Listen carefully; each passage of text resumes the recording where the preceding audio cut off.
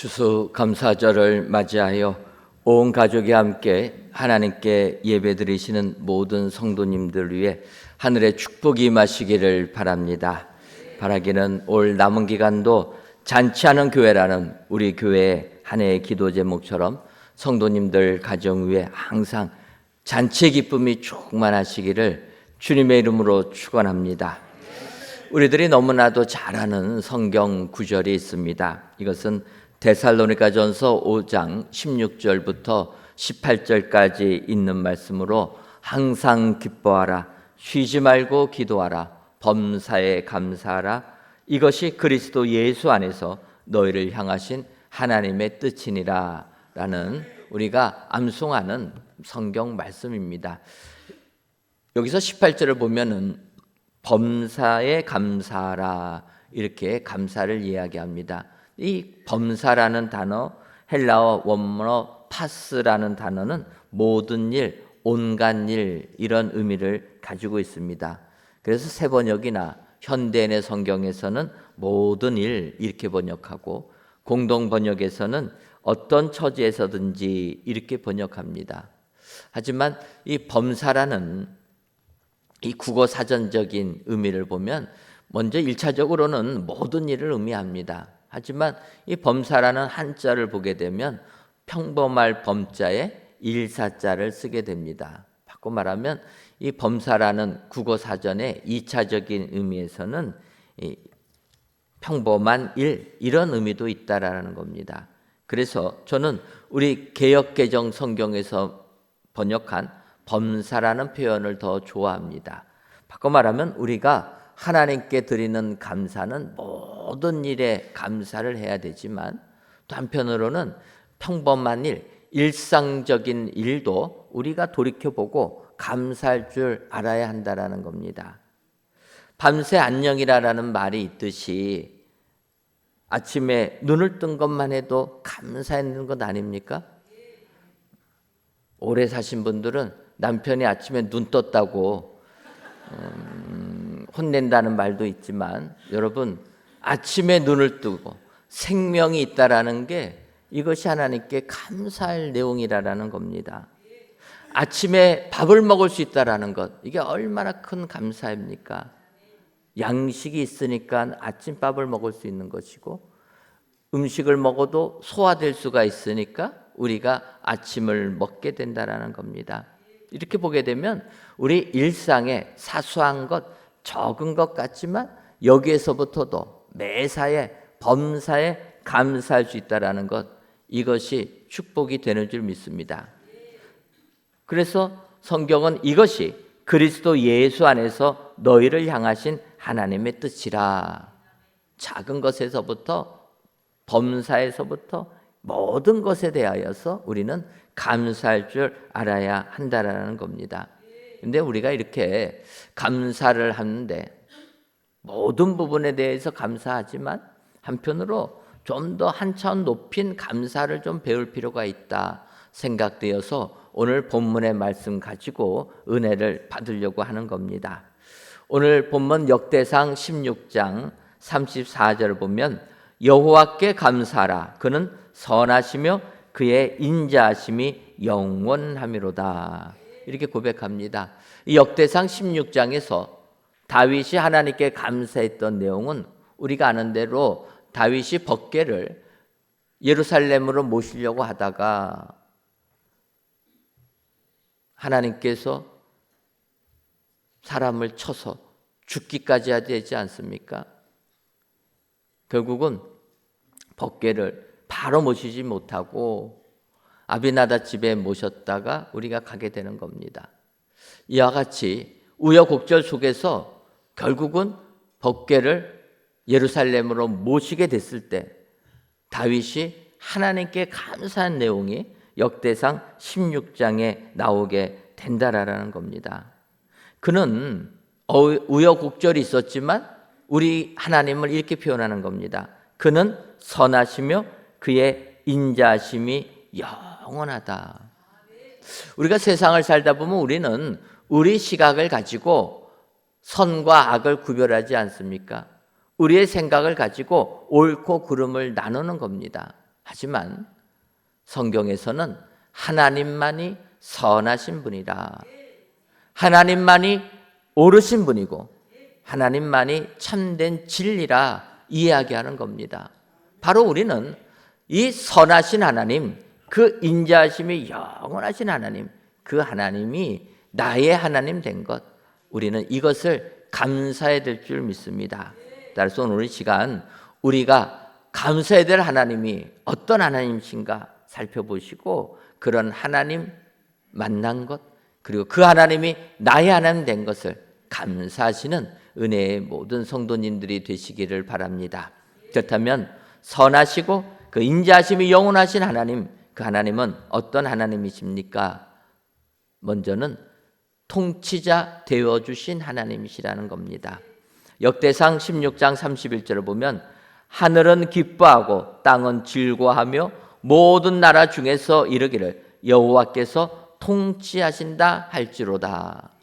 하나님께서 온 땅을 통치해 주신다라는 말씀이라는 겁니다. 여러분, 요즘 이 세상이 얼마나 혼란합니까? 통치자들 잘못 만나가지고 사람의 생명들이 그냥 다 사라지는 것 아닙니까? 이 땅에 전쟁이 발생합니다. 전쟁이 발생하는 이유가 무엇입니까? 여러 가지 이유도 있지만 한편으로 보게 되면 내부의 불만을 외부로 돌리기 위하여서 전쟁을 일으킨다라는 말이 있을 정도로 지도자들을 잘못 만나면 국민 죽는 건 눈 하나 깜짝하지 아니하고 자기 권력 지키겠다고 전쟁을 일으키는 겁니다. 세상의 통치자들 잘못 만났기 때문에 백성들이 고통에 빠지게 되는 겁니다.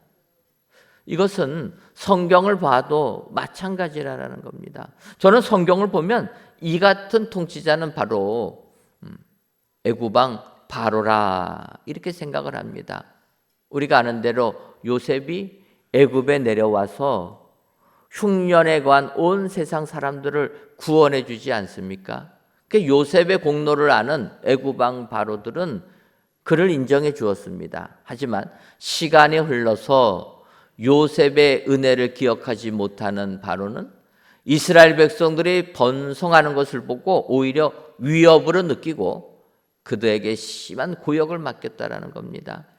그들의 부르짖음에 하나님께 상달되었을 때 하나님께서 모세와 아론을 바로에게 보내어서 이스라엘 백성들을 놓아주라, 노예의 삶에서 해방시켜줘라, 그렇게 말하게 만든 겁니다.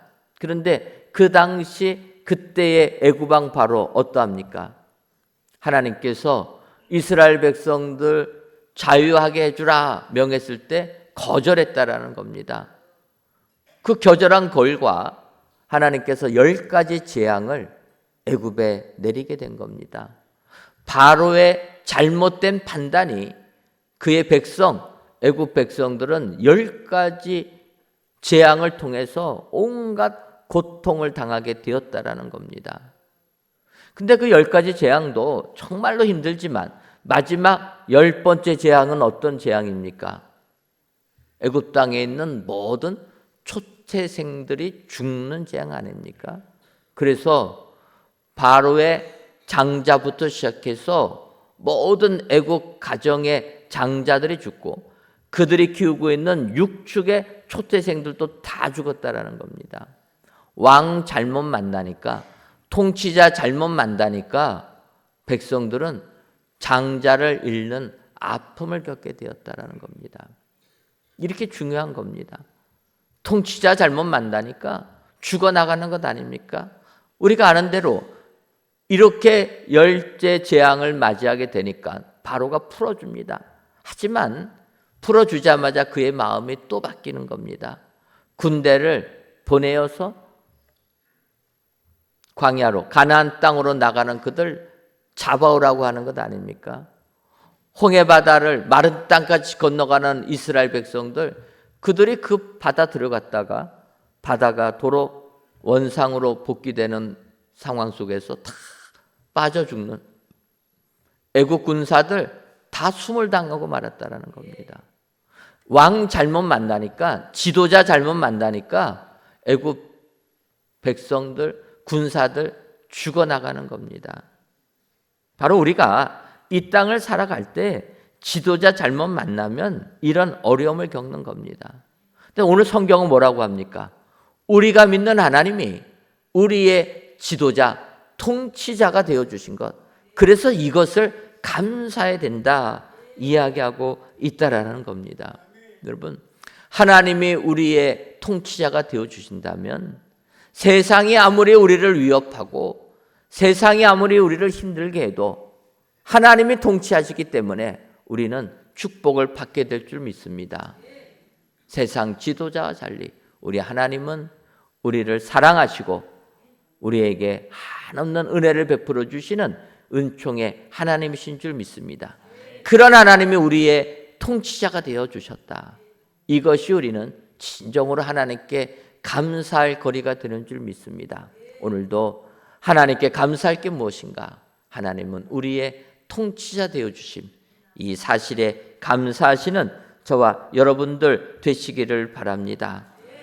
우리 하나님은 사랑의 하나님이요, 세상 통치자들은 백성 죽어 나가는 건 눈 하나 깜짝 안 하지만 우리의 하나님은 예수님을 보내서 99 마리의 양보다 잃어버린 한 마리의 양을 찾아주시는 그런 하나님이 우리의 통치자가 되어주시는 줄 믿습니다. 오늘도 우리를 불쌍히 여기시고 긍휼히 여기셔서 우리를 구원해 주시는 우리의 통치자가 되어준 우리 하나님, 이 하나님께 감사와 찬송과 영광을 돌려드리는 은혜의 모든 성도님들 되시기를 바랍니다. 다음으로 우리 여호와께 감사할 것은 우리 하나님이 우리의 심판자가 되어주셨기 때문이라, 이렇게 다윗은 고백합니다. 역대상 16장 33절을 보면 그리할 때 숲속의 나무들이 여호와 앞에서 즐거이 노래하리니 주께서 땅을 심판하러 오실 것임이로다. 오늘 두 번째 대지를 심판자 되어주심에 감사해야 된다 했더니 한편으로 감사절에 무슨 심판 얘기를 하십니까? 심판을 준비하지 않은 사람에게는 심판이 두려운 거지만 심판을 잘 준비한 자들에게는 심판날이 축복의 날이 될 줄 믿습니다. 누구든지 예수님을 믿으면 우리는 심판을 받지 아니하고 구원을 받게 될 줄 믿습니다. 그래서 우리 그리스도인들은 우리 하나님이 심판자가 되어주시는 것이 축복이라는 겁니다. 왜냐하면 우리가 세상을 살 때에도 심판 잘못 만나면 얼마나 고생합니까? 스포츠 경기 속에서 그 경기를 좌지우지하는 것은 어떤 심판 만났느냐 거기에 따라서 달라지는 것 아닙니까? 왜 그렇습니까? 심판도 사람이기 때문에 정확하게 이성적으로 판단해야 되지만 그러지 못할 때가 많이 있다라는 겁니다. 제가 야구 시합을 보게 되면 야구 경기는 투수가 볼을 던지면 심판이 어떤 볼은 스트라이크라, 어떤 볼은 볼이라 이렇게 선언합니다. 그래서 스트라이크 3개 나가면 죽는 것 아닙니까? 심판이 투수가 던지는 그 볼을 가지고 볼이냐 스트라이크냐를 판정해 주는데 이것이 심판마다 기준이 다 다르다라는 겁니다. 어떤 심판은 투수가 대충 던져도 다 스트라이크라고 하는 사람이 있고 어떤 심판은 아무리 잘 던져도 스트라이크를 안 주는 겁니다. 그런 심판에 따라서 시합의 내용이 굉장히 달라지게 되는 겁니다. 그러니까 좋은 심판 만나는 게 축복이라 이야기하는 겁니다. 더 나아가서 그런 심판이 판정 내릴 때 선수가 불만 있다고 항의를 하면 어떻게 됩니까? 심판에 눈밖에 나는 거예요. 여러분, 불만이 있어서 항의할 때 공손하게 항의합니까? 아니면 어떻게 합니까? 삿대질하면서 항의하는 것 아닙니까? 그 심판도 사람이기에 감정이 상하는 겁니다. 그 다음부터는 그 선수가 나오면은 스트라이크 줄 것도 볼로 줄 것도 스트라이크 해갖고 죽여버리는 것 아닙니까? 이 심판이 판정 내리는 게 이게 굉장히 주관적이라는 거예요. 그래서 최근에는 야구 시합에 이 스트라이크와 보를 판정할 때 인공지능으로 심판 삼아서 시합을 하려고 하는 그런 것들을 만들고 있다라는 겁니다. 인공지능은 감정이 있습니까? 없습니까? 인공지능의 특징은 감정이 없다라는 거예요. 아무리 욕을 해도 인공지능은 그대로 판정해 주는 겁니다. 감정이 없으니까 한편으로 이야기해요. 그러면 시합이 재미가 있겠는가? 하지만 이 공정을 요하는 시합이기 때문에 점점 더 인공지능으로 심판을 삼아서 시합을 할 상황으로 나아갈 것이다 예상을 하는 겁니다. 아마 내년도에는 미국 메이저리그도 인공지능 심판으로 하겠다 준비한다는 소문도 들립니다. 이처럼 인공지능으로 심판을 삼는다 이야기하는 겁니다. 하지만 이런 세상이 되게 되면 감정이 하나도 없기 때문에 우리 인간으로서는 불행하기 그지없다라는 겁니다. 여러분, 하나님을 생각해 보시기 바랍니다. 하나님은 우리의 심판주라 이야기하지만 그 심판하시는 하나님은 감정이 있으신 하나님이시라는 거예요. 하나님이 사람을 창조하실 때 하나님의 형상을 그대로 닮아서 인간을 만들었기 때문에 인간을 보면 우리 하나님을 보는 것 아닙니까? 그 인간에게는 지정의가 있다라는 겁니다. 인간은 감정이 있는 겁니다. 우리가 믿는 하나님이 감정을 가지고 있다라는 게 얼마나 큰 축복인지 모릅니다. 왜 그렇습니까? 우리가 잘못해서 죄를 지면 감정이 없는 인공지능은 어떻게 판단하겠습니까? 너 이 죄 지었으니까 죽어라 이러는 것 아닙니까? 감정이 있으신 하나님은 어떻게 하십니까? 불쌍히 여기셔서 죽을 죄인을 구원해 주시는 겁니다. 이런 하나님이 우리의 하나님이 되신다는 것, 이것이 우리에게 있어서는 축복이 되는 줄 믿습니다. 여러분, 우리 하나님은 우리의 심판주가 되어주셨다. 우리를 심판해 주시는데 그 심판은 우리에게도 너무나 큰 감사의 제목이 된다. 오늘도 이런 하나님이 우리의 하나님 되었다는 것, 여러분 감사하시는 여러분들이 되시기를 주님의 이름으로 축원합니다. 마지막으로 여호와께 감사할 제목이 무엇인가? 여호와 하나님이 어떤 분이시기에 우리가 감사해야 되는가? 구원자 되어 주셨기 때문이라 이렇게 얘기합니다. 역대상 16장 35절을 보면 너희는 이르기를 우리 구원의 하나님이여 우리를 구원하여 만국 가운데서 건져내시고 모으사 우리로 주의 거룩한 이름을 감사하며 주의 영광을 두높이게 하소서 할지어다. 이렇게 얘기합니다. 다윗은 우리의 하나님을 구원의 하나님이라 이렇게 말씀하고 있다라는 겁니다.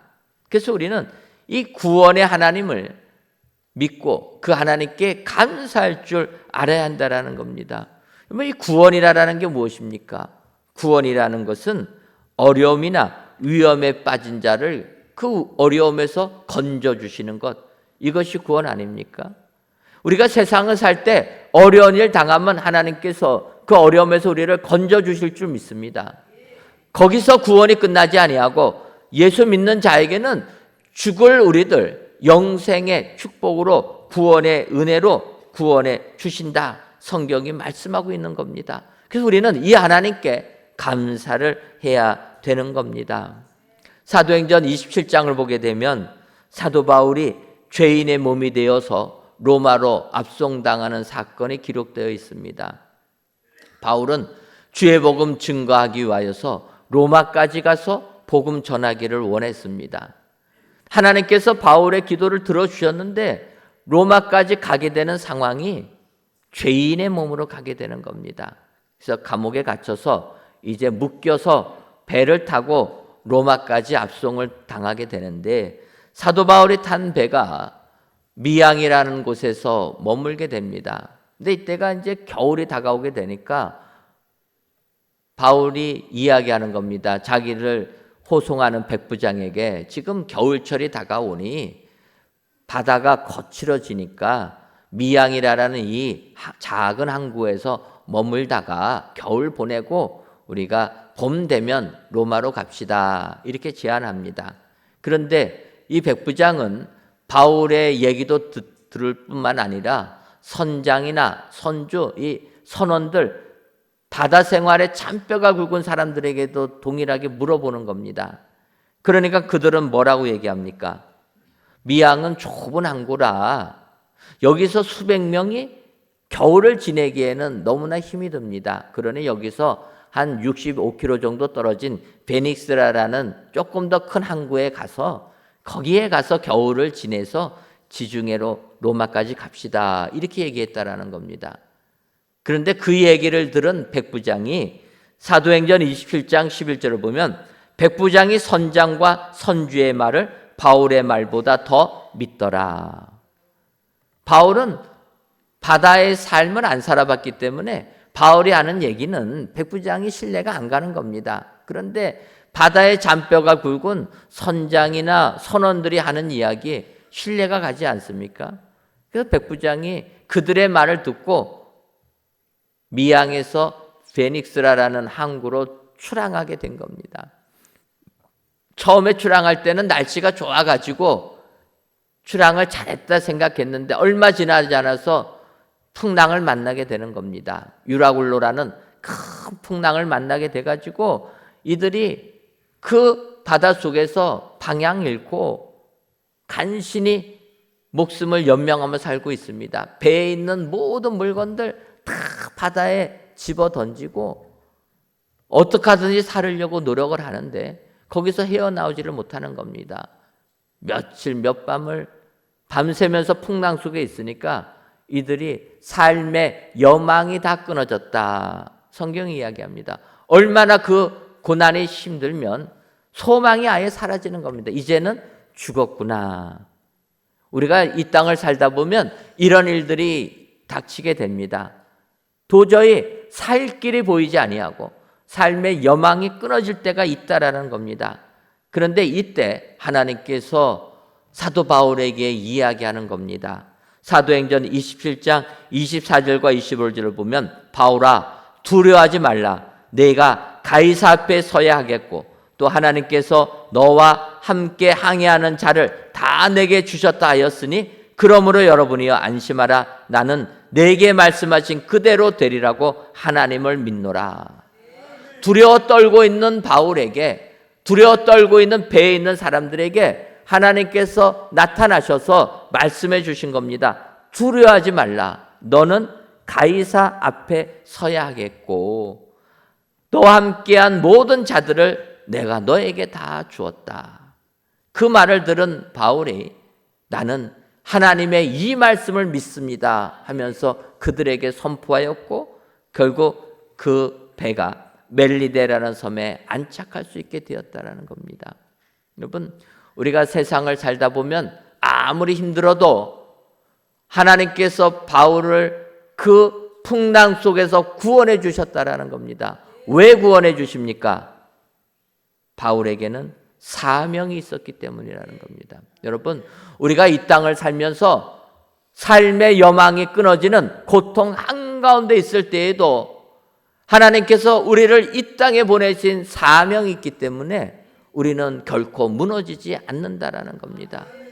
바울이 풍랑에 의하여서 바다에 빠져 죽을 수밖에 없는 상황이 되었을 때 하나님이 말씀하시는 겁니다. 너는 로마까지 가야 되는 사명이 있기 때문에 아무리 거친 풍랑이 너에게 달려들어도 너는 결코 죽지 않는다.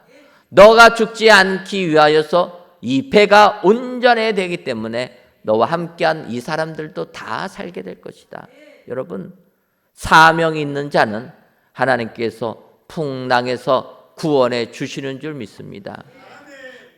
오늘 이 예배를 드리시는 저와 여러분 모두가 우리 하나님으로부터 귀한 사명을 다 받은 줄 믿습니다.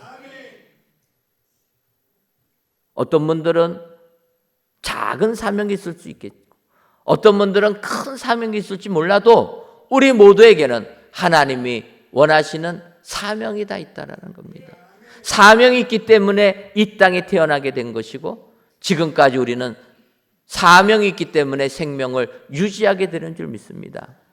사명자는 구원해 주신다. 성경이 약속해 주는 겁니다. 여러분, 혹시라도 이 땅을 살면서 믿음 생활하는 게 힘이 들어서 절망하고 좌절하는 분들 안 계십니까? 내 삶이 왜 이렇게 힘든가? 낙심하는 분들 계시다면 다시 한번 하나님께서 나에게 주신 사명을 기억해 보시기를 바랍니다. 사명이 끊어지는 순간 우리는 이 땅에 살 이유가 없어지는 것 아닙니까? 지난 주간에 제가 일본 선교를 다녀왔습니다. 일본에서 복음을 증거하는 많은 사역자분들, 우리나라 사역자, 또 일본 현지인 사역자. 여러분, 일본 땅에는 크리스찬들이 1%도 안 됩니다. 그러니까 얼마나 일본에서 예수님 믿는다는 게 힘이 들겠습니까? 그들이 그곳에서 교회를 개척하고 10년, 20년 교회를 섬겨도 교인이 10명이 넘어가지를 않습니다. 몇 명 되지 않습니다. 이럴 때 이분들이 지치는 거예요. 힘든 거예요. 그러니까 제가 그런 말씀 드렸습니다. 근데 여러분, 아무리 힘들어도 하나님이 여러분들에게 주신 사명이 있지 않습니까? 사명이 있으면 이 사명은 감당해야 됩니다. 사명을 감당하지 못한다고 하는 순간 어떻게 됩니까? 엘리야가 힘들고 어렵다고 이제는 못하겠다고 하니까 하나님이 뭐라고 하십니까?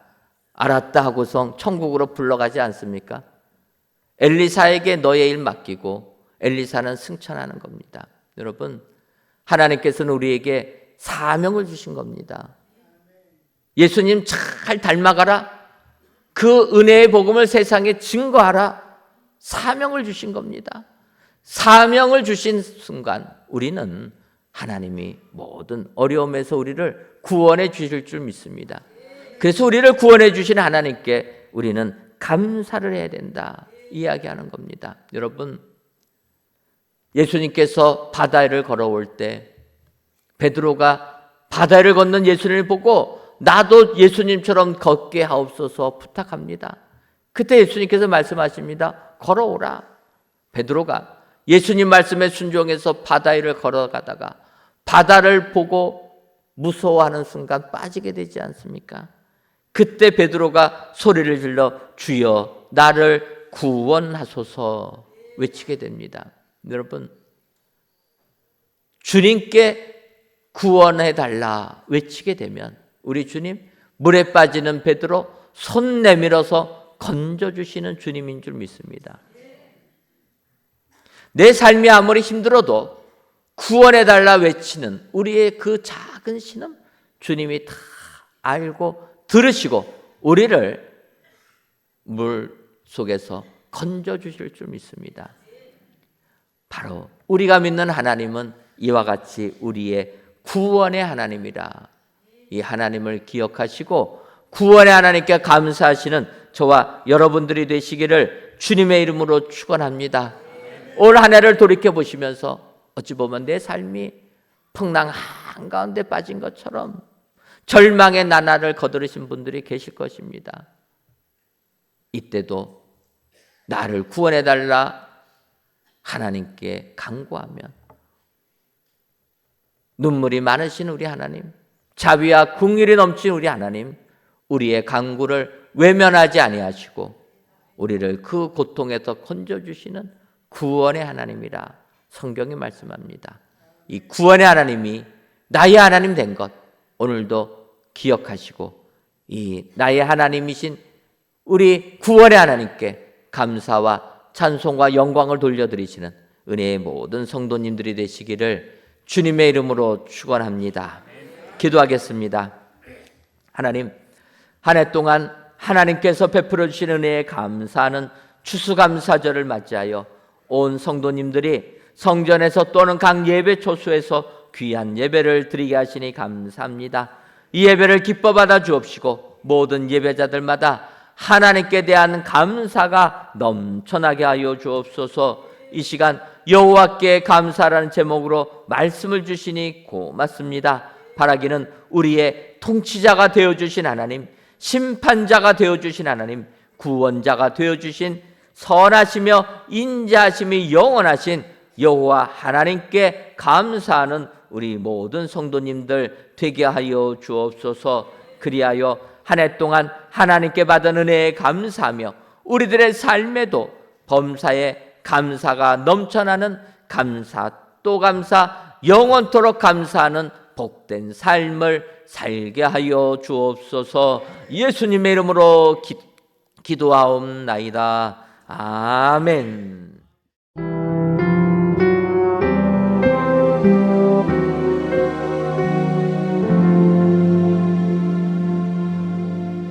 주 날개 밑 내가 편안히 쉬네. 밤 깊고 비바람 불어져도 아버지께서 날 지키시리니 거기서 편안히 쉬리로다. 주 날개 밑 즐거워라. 그 사랑 끊을 자는요. 주 날개 밑 내 쉬는 영혼 영원히 거기서 살리.